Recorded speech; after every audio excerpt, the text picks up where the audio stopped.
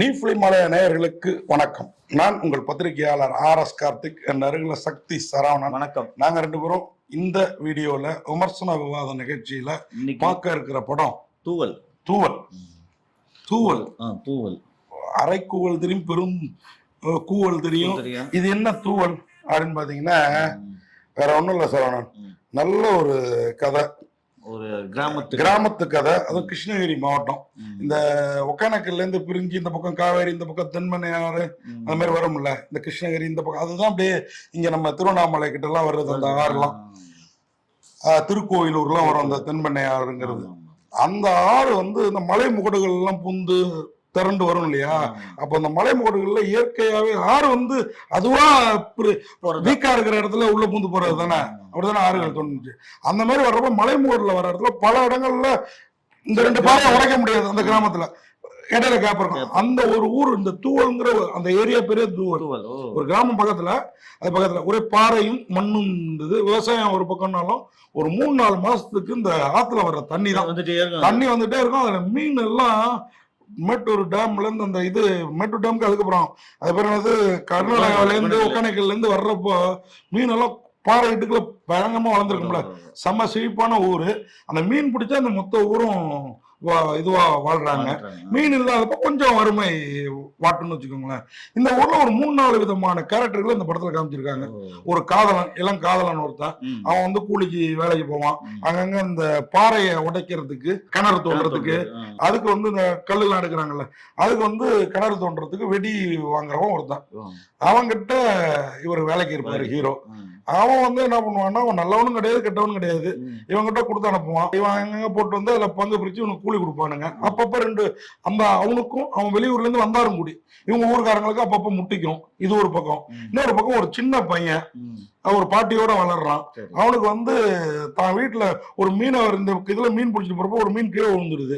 அதை சட்டியில கொண்டு வந்து போட்டு தண்ணி ஊற்றி வச்சுட்டு போறான். பாட்டிகிட்ட சொல்லிட்டு நான் ஸ்கூலுக்கு போயிட்டு வந்துடுறேன். வந்து பார்த்தா மீன் செத்து போயிடுது. அதுல இருந்து ஒரு மீனை எப்படியாவது பிடிச்சி வளர்த்தாகணும்ட்டு அவன் ஒரு பக்கம் தூண்டில்ல புழுவ போட்டாதான் மீன் சிக்குங்கிறதே தெரியாம அவன் பல முயற்சிகளை பண்ணிட்டு இருப்பான். அவனுக்கு இந்த பெரியவங்க ஒரு கட்டத்துல உதவுவாங்க. இது இல்லாம அந்த ஊர்ல காட்டு இலாக்கா அதிகாரி, அது காடு மலையும் சார்ந்த இடம். அது அந்த காட்டு இலாக்கா அதிகாரி பயங்கர லஞ்ச லாவண்டிய பேர் வழி.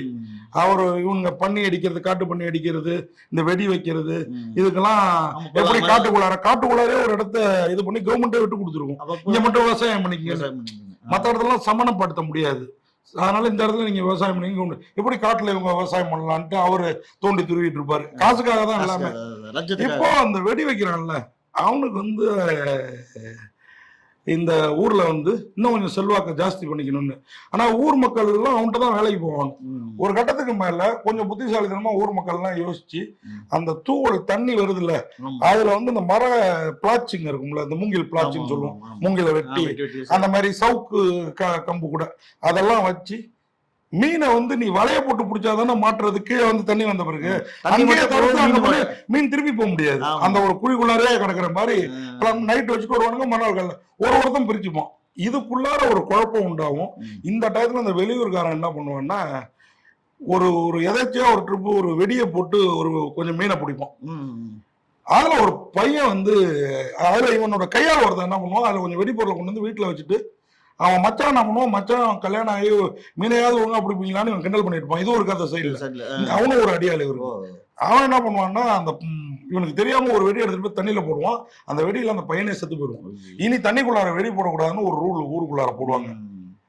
இப்போ இந்த வெடி போட்டா மீன் பிடிக்கலாங்கிறது இந்த வெடி அவனுக்கு வந்து கவர்மெண்ட் பர்மிஷன் கொடுத்து பாறையை உடைக்கிறதுக்காக வெடிக்கு இவ்வளோ அப்படிங்கிற வெடின்ட்டு அவன்கிட்ட இருந்து ஏதாவது அசம்பாவிதம் பண்ணா கூட இவங்க வாங்கிட்டு வருவாங்க.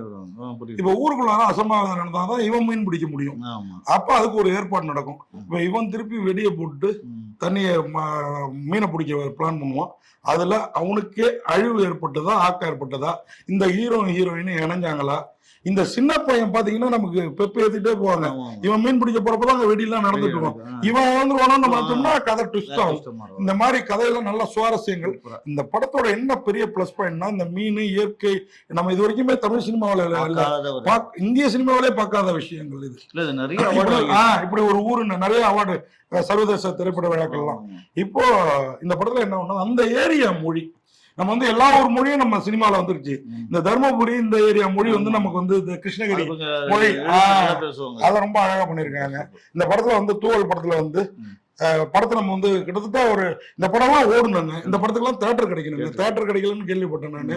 2வது ட்ரிப்பா இருந்தோம். முன்னாடி ஒரு ட்ரிப் ரிலீஸ் தேதி அறிவிச்சாங்க, மாத்தி இப்போ வந்திருக்காங்க. இந்த படத்தை வந்து சைகர் பிக்சர்ஸ் அந்த பேனர்ல தான் தயாரிச்சிருக்காங்க. ராஜ்குமார் அவர் தான் இந்த சங்கருங்கிற வனாதிகாரி, அவரும் ஒரு தயாரிப்பாளர் நினைக்கிறேன். கம்பீரமா இருக்கிறாரு.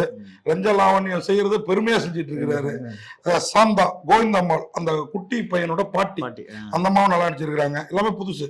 சிவம் வில்லனா வேற லெவல்ல கலக்கி இருக்கிறாரு. மாஸ்டர் நிவாஸ் அந்த சிவன் தான் அந்த வெடிலாம் வைக்கிறது போடுது. அவன் தனியா காட்டுல தனியா இருக்கும். அவன் வீடு மட்டும் பைக்கு டிராக்டர் எல்லாமே ஏதாவது விவசாய வேலைக்கு வேணா அவன்கிட்ட தான் போய் நிக்கணும். அப்படி மாஸ்டர் நிவாஸ் அவன் அந்த குட்டிங்கிற அந்த கேரக்டர் மீன் பிடிச்சிட்டு அவன் டவுசர் இடுப்புல நிக்காது, அவரு மீன் நிக்க வைக்க பார்த்துட்டு இருப்பாரு.